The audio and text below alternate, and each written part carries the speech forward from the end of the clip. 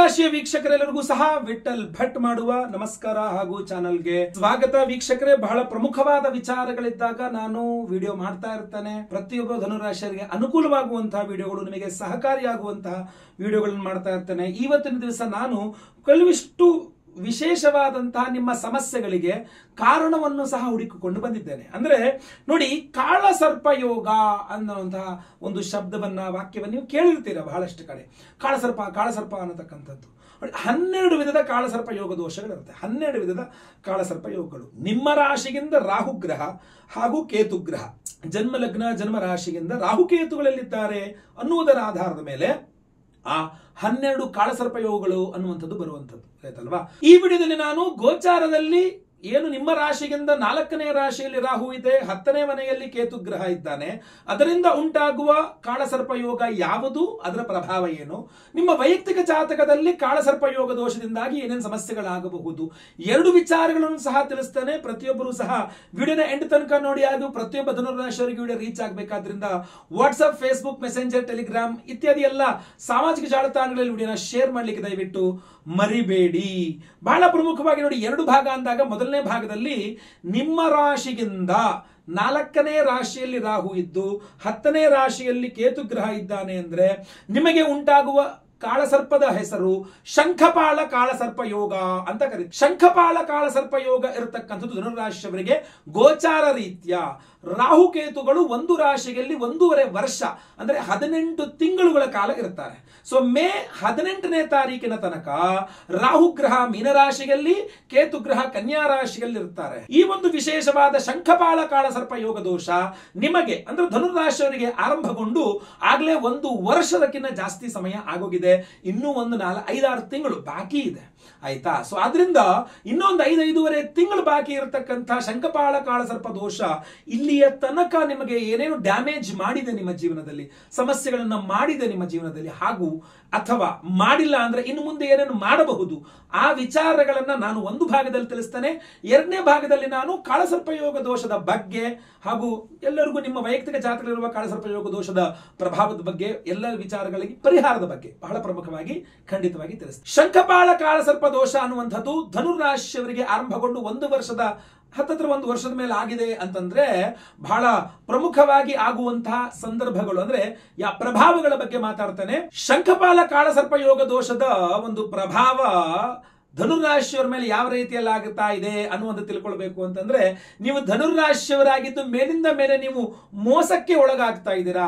ಮೋಸ ಮಾಡುವವರ ಸಂಖ್ಯೆ, ನಿಮ್ಮನ್ನು ಮೋಸ ಮಾಡುವವರ ಸಂಖ್ಯೆ ಜಾಸ್ತಿ ಆಗ್ತಾ ಇದೆ. ಗುರುಳೆ, ನನಗೆ ಜೀವನದಲ್ಲಿ ಮಾತಿಗೂ ಮೋಸ ಹೋಗ್ತಾ ಇದ್ದೀನಿ, ದಿನ ಒಂದಲ್ಲ ಒಂದು ರೀತಿಯಲ್ಲಿ ಮೋಸ ಹೋಗ್ತಾನೆ ಇದ್ದೀನಿ, ನಂಗೆ ಮೋಸ ಮಾಡ್ತಾನೆ ಇದ್ದಾರೆ ಗುರುಳೆ, ನಾನು ಏನ್ ತಪ್ಪು ಮಾಡಿದೆ ಅನ್ನುವ ದುಃಖ ನಿಮ್ಮಲ್ಲಿ ಇದೆ ಅಂತಾದ್ರೆ ನಿಮ್ಮ ಮೇಲೆ ಈ ಒಂದು ಶಂಖಪಾಳ ಕಾಳಸರ್ಪ ಯೋಗ ಕೆಲಸ ಮಾಡ್ತಾ ಇದೆ ಅಂತ ಅರ್ಥ. ನೀವು ಮೇಲಿಂದ ಮೇಲೆ ಮೋಸ ಹೋಗ್ತಾನೆ ಇದ್ದೀರಾ. ಮೇ 18ನೇ ತಾರೀಕು ತನಕ ಮೋಸ ಹೋಗ್ತಾನೆ ಇರ್ತೀರಾ. ಅದನ್ನ ಪರಿಹಾರ ಮಾಡಿಕೊಳ್ಳುವ ತನಕ ಅನ್ನೋದು ಸ್ಪಷ್ಟ. ಯಾವುದೇ ನಿರ್ಧಾರಗಳನ್ನ ತೆಗೆದುಕೊಳ್ಳಲಿಕ್ಕೆ ನಿಮಗೆ ಅಸಮರ್ಥತೆ ಉಂಟಾಗ್ತಾ ಇದ್ರೆ, ಅಥವಾ ಬೇರೆ ಹೇಳ್ಬೋದು, ಏನೋ ನಿರ್ಧಾರ ತಗೊಳಕ್ಕಾಗಲ್ವಾ, ಒಂದ್ಸರಿ ಡಿಸಿಷನ್ ತಗೋಬೇಕು, ನೀನ್ ಡಿಸಿಷನ್ ತಗೋಬೇಕು ಅಂತ ಹೇಳ್ತಾ ಇರ್ತಾರೆ. ಸೊ ಯಾವುದೇ ವಿಚಾರದಲ್ಲಿ, ಮದುವೆ ಆಗಿರಬಹುದು, ಯಾರನ್ನ ಮದುವೆ ಆಗ್ತೀನಿ ಅನ್ನೋ ವಿಚಾರ ಇರಬಹುದು, ಮದುವೆ ಆಗ್ತೀನಾ ಇಲ್ವಾ ಅನ್ನುವಂತಹ ವಿಚಾರ ಇರಬಹುದು, ಅಥವಾ ಉದ್ಯೋಗ ಮಾಡಬೇಕಾ ಬೇಡವಾ ಅನ್ನೋ ವಿಚಾರ ಇರಬಹುದು, ವ್ಯಾಪಾರ ಮಾಡಬೇಕಾ ಅನ್ನುವ ವಿಚಾರ ಇರಬಹುದು, ಬೇಡ ಅನ್ನೋ ವಿಚಾರ, ಯಾವುದೇ ವಿಚಾರ ಇರಬಹುದು. ನಿಮ್ಮ ಜೀವನದ ಪ್ರಧಾನ ಘಟ್ಟಗಳಲ್ಲಿ ತೆಗೆದುಕೊಳ್ಳಬೇಕಾದ ನಿರ್ಧಾರಗಳನ್ನ ತೆಗೆದುಕೊಳ್ಳೋಕೆ ಆಗುತ್ತಾ ಇಲ್ಲ ನಿಮಗೆ ಅಂತಾದ್ರೆ, ಈ ಒಂದು ಶಂಖಪಾಲ ಕಾಳಸರ್ಪ ಯೋಗ ತುಂಬಾ ತೀವ್ರತರನಾಗಿ ಪ್ರಭಾವ ಬೀರ್ತಾ ಇದೆ ಅಂತ ಅರ್ಥ. ಅಂದ್ರೆ ನಿಮ್ಗೆ ತೀವ್ರತೆ ತಗೊಳಕ್ಕೆ ಆಗ್ತಾ ಇಲ್ಲ, ಏನು ಒಂದು ಡಿಸಿಷನ್ಗೆ ಬರಕಾಗ್ತಾ ಇಲ್ಲ, ಒಂದು ಇದಕ್ಕೆ ಬರಕಾಗ್ತಾ ಇಲ್ಲ, ಏನು ಇದು ಹೀಗೆ ಇದು ಹಿಂಗೆ ಮಾಡ್ತೀನಿ ಅಂತ ಹೇಳಕ್ ಆಗ್ತಾ ಇಲ್ಲ. ತುಂಬಾ ಕನ್ಫ್ಯೂಷಸ್ ಮೈಂಡ್ ಆಗಿದೆ, ಭಯ ಜಾಸ್ತಿ ಆಗುತ್ತೆ. ಇದನ್ನ ಮಾಡೋಣ ಅಂದ್ರೆ ಅದ್ರ ಬಗ್ಗೆ ಟೆನ್ಷನ್, ಅದನ್ನ ಮಾಡೋಣ ಅಂದ್ರೆ ಇದ್ರ ಬಗ್ಗೆ ಟೆನ್ಷನ್ ಜಾಸ್ತಿ ಆಗ್ತಾ ಇರ್ತದೆ. ನಿಮ್ಮ ಎಲ್ಲ ವ್ಯವಹಾರಗಳಲ್ಲಿ ನಿಮ್ಮ ನೆಂಟರಿಷ್ಟರು ಬಂದು ಮೂಗು ತೋರಿಸ್ತಾ ಇರ್ತಾರೆ, ಸ್ನೇಹಿತರು ಬಂದು ಮೂಗು ತೋರಿಸ್ತಾ ಇರ್ತಾರೆ, ಎಲ್ಲ ಅವ್ರು ಹೇಳ್ದಂಗೆ ಆಗುತ್ತೆ, ನಿಮ್ದೇನು ನಡೆಯಲ್ಲ. ಅಂದ್ರೆ ಶಂಖಪಾಳ ಕಾಳಸರ್ಪ ಯೋಗ ತುಂಬಾ ಕೆಲಸ ಮಾಡ್ತಿದೆ ಅಂತ. ನಿಮ್ಮ ನಿರ್ಧಾರಗಳು ತಗೊಳ್ಳೋಕೆ ನಿಮ್ ಕೆಲ ಆಗ್ತಾ ಇಲ್ಲ, ಅದು ಕಷ್ಟಪಟ್ಟು ಏನೋ ನಿರ್ಧಾರ ತಗೊಂಡು ಏನೋ ಮಾಡ್ತೀವಿ, ನಿಮ್ಮ ಎಲ್ಲಾ ವ್ಯವಹಾರಗಳಿಗೂ ಬರೋದು. ನಿಮ್ಮ ಫ್ರೆಂಡ್ಸ್ ಬರ್ತಾರ, ಏನ್ ಮಾಡ್ತಿದ್ಯಾ, ಏಕೆ ಇದನ್ನೇನ್ ಮಾಡ್ತಿದ್ಯ, ಬೇಡ ಅದು ಮಾಡು ಅನ್ನೋದು. ನಿಮ್ಮ ನೆಂಟರಿಷ್ಟು ಬರೋದು, ನಿಮ್ಮ ಫ್ಯಾಮಿಲಿಯವರು ಬರೋದು, ಅದು ಅವರು ಇವರೆಲ್ಲ ಬಂದು ಎಲ್ಲರೂ ಅವ್ರು ಹೇಳ್ದಾಗ ನೀವು ಕೇಳಬೇಕೆ ವಿನಃ ನಿಮ್ಮ ಜೀವನ, ನಿಮ್ಮ ಸ್ವಾತಂತ್ರ್ಯ, ನಿಮ್ಮ ನಿರ್ಧಾರ, ನಿಮ್ಮ ವ್ಯವಹಾರಗಳನ್ನು ನೀವು ಸ್ವತಂತ್ರವಾಗಿ ಮಾಡಿಕೊಳ್ಳುವಷ್ಟು ಕೂಡ ನಿಮಗೆ ಅವಕಾಶ ಸಿಗ್ತಾ ಇಲ್ಲ. ಎಲ್ಲರೂ ಬಂದು ನಿಮ್ಮ ಜೀವನದಲ್ಲಿ ಮೂಗು ತೂರಿಸ್ತಾ ಇದ್ದಾರೆ, ನಿಮ್ಮ ವ್ಯವಹಾರಗಳಲ್ಲಿ ಮೂಗು ತೂರಿಸ್ತಾ ಇದ್ದಾರೆ. ಅವ್ರು ಹೇಳ್ದಂಗೆ ನಡೀತಾ ಇದೆ ಅಂತಂದ್ರೆ ಶಂಖಪಾಳ ಕಾಳ ಸರ್ಪಯೋಗ ಪ್ರಭಾವ ಬೀರ್ತಾ ಇದೆ. ನೀವು ಧನುರಾಶಿಯವರಾಗಿದ್ದು ಸಿಕ್ಕಾಬಿಟ್ಟೆ ಕೆಟ್ಟ ಕನಸುಗಳು ಬೀಳ್ತಾ ಇದೆ ಅಂತಂದ್ರೆ ಏನ್ ಮಲ್ಕೊಳಕ್ಕೆ ಹೆದರಿಕೆ ಆಗುತ್ತೆ, ನಿದ್ದೆನೇ ಬರಲ್ಲ. ಮಲ್ಕೊಂಡ್ರೆ ನಿದ್ದೆ ಮಾಡಿದ್ರೆ ಕೆಟ್ಟ ಕನಸು, ನನ್ಗೆ ಬೇಜಾರಾಗೋಯ್ತು, ಕೆಟ್ಟ ಕನಸು ಬೆಚ್ಚಿ ಬೀಳತ್ರ ಬರೀ ಕೆಟ್ಟ ಕನಸುಗಳು ಅಂತಂದ್ರೆ ಶಂಖಪಾಲ ಕಾಳ ಸರ್ಪಯೋಗ ಕೆಲಸ ಮಾಡ್ತಾ ಇದೆ. ಇದೆಲ್ಲ ಜಾಸ್ತಿ ಆದಾಗ ಏನಾಗುತ್ತೆ, ಮಾನಸಿಕ ಅಶಾಂತಿ ಉಂಟಾಗ್ತದೆ, ಒಂದ್ ನೆಮ್ಮದಿ ಇರಲ್ಲ ಜೀವನದಲ್ಲಿ. ಸೊ ನೀವು ಧನುರಾಶಿಯವರಾಗಿ ಜೀವನದಲ್ಲಿ ನೆಮ್ಮದೇ ಕಾಣ್ತಾ ಇಲ್ಲ ಅಂದ್ರೆ ಈ 1 ವರ್ಷದಿಂದ ಈಚೆಗಂತೂ ನೆಮ್ಮದಿ ಇಲ್ಲ. ಅದು ಏನು ಅಂತ ಅರ್ಥ ಆಗ್ತಲ್ಲ.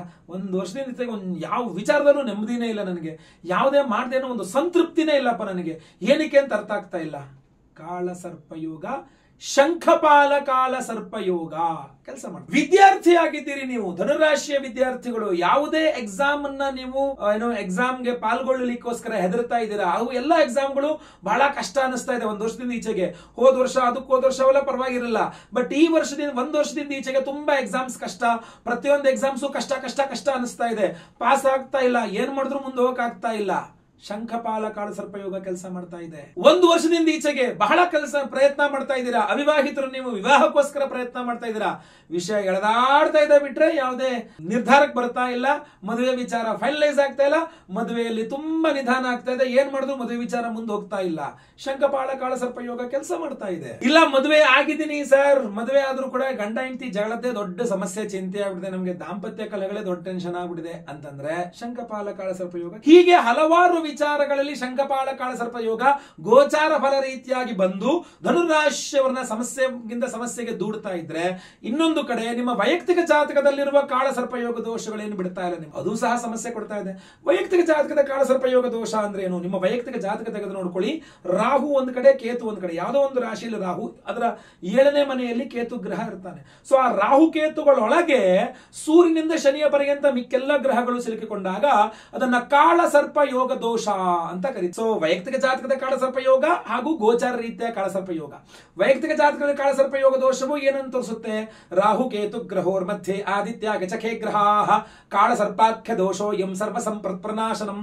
ಎಲ್ಲ ಸಂಪತ್ತು, ನೀವು ಕಾಳಸರ್ಪ ಯೋಗ ದೋಷ ಇದ್ರೆ ಏನಾಗ್ಬಿಡುತ್ತೆ ನಿಮ್ಮ ವೈಯಕ್ತಿಕ ಜೀವನದಲ್ಲಿ? ಬರೀ 1 ವರ್ಷದಿಂದ ಈಚೆಗಲ್ಲ ಗುರುಗಳೇ, ನಾನು ಚಿಕ್ಕವರಿದ್ದಾಗಿಂದ ಎಜುಕೇಶನ್ ಕಷ್ಟ ಆಗೋಯ್ತು, ಎಜುಕೇಶನ್ ಕಂಪ್ಲೀಟ್ ಮಾಡಕ್ಕಾಗಲಿಲ್ಲ, ಬಹಳ ಕಷ್ಟಪಟ್ಟು ಎಜುಕೇಶನ್ ವಿಚಾರ ಮುಗಿಸ್ದೆ, ಎಜುಕೇಶನ್ ಮುಗಿದ್ಮೇಲೆ ಕೆಲಸ ಕಷ್ಟ ಆಗೋಯ್ತು, ಕೆಲಸ ಉದ್ಯೋಗ ಜಾಬ್ ದೊಡ್ಡ ಟೆನ್ಷನ್, ನಮ್ ಕೊಲೀಗ್ಸ್ ಎಲ್ಲ ಮುಂದುವರೆದು ಬಿಟ್ರೆ ಇನ್ನು ಹಿಂಗೆ ಇದ್ಬಿಟ್ಟೆ. ಏನಕ್ಕೆ? ಕಾಳಸರ್ಪ ಯೋಗ ದೋಷದಿಂದಾಗಿ. ಇಲ್ಲ ಜಾಬ್ ಸಿಕ್ತು, ಪ್ರಮೋಷನ್ ಇಲ್ಲ, ಸ್ಯಾಲರಿ ಹೈಕ್ ಇಲ್ಲ, ಏನ್ ಜೀವನದಲ್ಲಿ ಏಳಿಗೆ ಇಲ್ಲ. ಯಾಕೆ? ಕಾಳಸರ್ಪ ಯೋಗ ದೋಷ ನಿಮ್ಮನ್ನು ಹಿಡಿದುಕೊಂಡ್ಬಿಡ್ತು. ಮದುವೆ ಆಗ್ತಾ ಇಲ್ಲ, ಕಾಳಸರ್ಪ ಯೋಗ. ಸಂತಾನ ಆಗ್ತಾ ಇಲ್ಲ, ಕಾಳಸರ್ಪ ಯೋಗ. ಅಂದ್ರೆ ಅನಿಷ್ಟಕ್ಕೆಲ್ಲ ಶನೇಶ್ವರನೇ ಕಾರಣ ಅಂತ ನೀವು ಕೇಳ್ಬೋದು. ಹಾಗಲ್ಲ ಇದು. ಅನಿಷ್ಟಕ್ಕೆಲ್ಲ ಶನೇಶ್ವರನೇ ಕಾರಣ ಅಂತ ನೀವು ಕೇಳ್ಬೋದು. ಹಾಗಲ್ಲ ಇದು.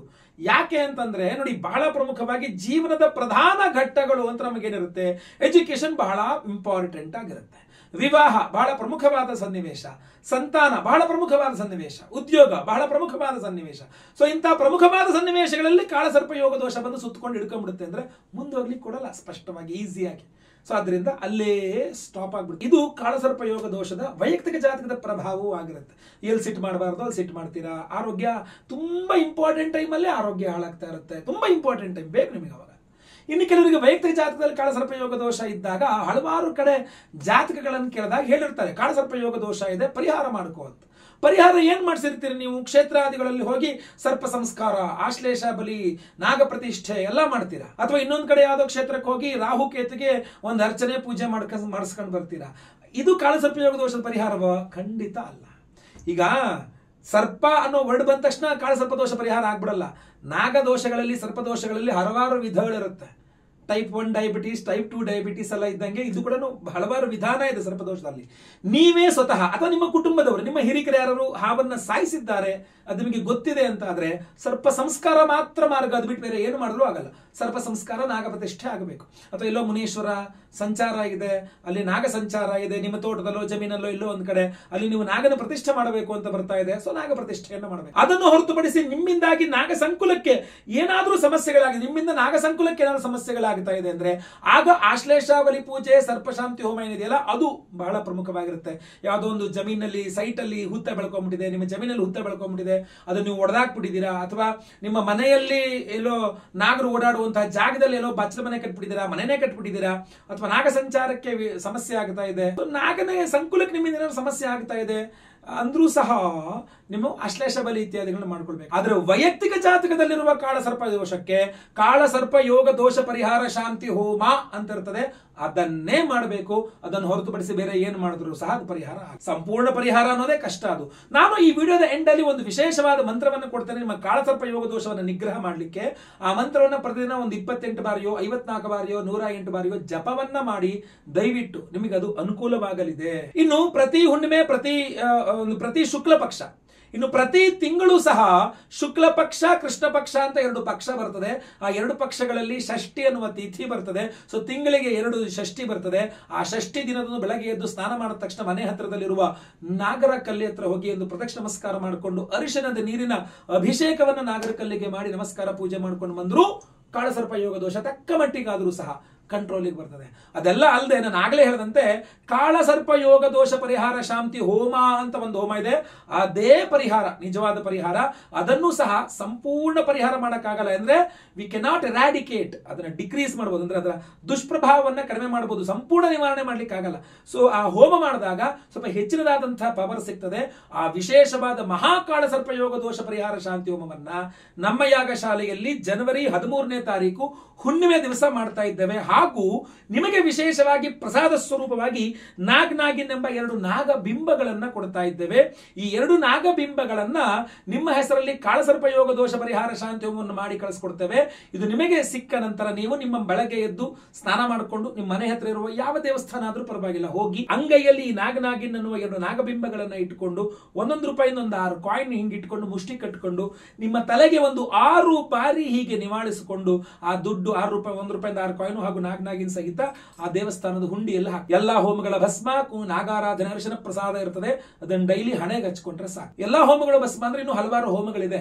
ಸೊ ಕಾಳಸರ್ಪ ಯೋಗ ದೋಷ ಪರಿಹಾರ ಶಾಂತಿ ಹೋಮ ನಿಮ್ಮ ಹೆಸರಲ್ಲಿ ಮಾಡಿದಾಗ ಈ ನಾಗಿನ್ ಬಿಂಬಗಳನ್ನ ನೀವು ಸಮರ್ಪಣೆ, ನಾಗಬಿಂಬಗಳ ಸಮರ್ಪಣೆ ಮಾಡಿದಾಗ ಒಂದು ಕಂಪ್ಲೀಟ್ ಒಂದು ಸಿಸ್ಟಮ್ ರೀತಿಯಲ್ಲಿ ಪರಿಹಾರದ ರೀತಿಯಲ್ಲಿ ಅದರ ಜೊತೆಗೆ ಬಹಳ ಪ್ರಮುಖವಾಗಿ ನಾವು ನಿಮ್ಮ ಆರ್ಥಿಕ ಬಾಧೆಗಳ ಪರಿಹಾರವಾಗಬೇಕು ಅನ್ನುವ ಉದ್ದೇಶದಿಂದಲೇ ಬಹಳ ಪ್ರಮುಖವಾಗಿ ನಾವು ಕುಬೇರ ಲಕ್ಷ್ಮಿ ಹೋಮವನ್ನು ಮಾಡ್ತಾ ಇದ್ದೇವೆ.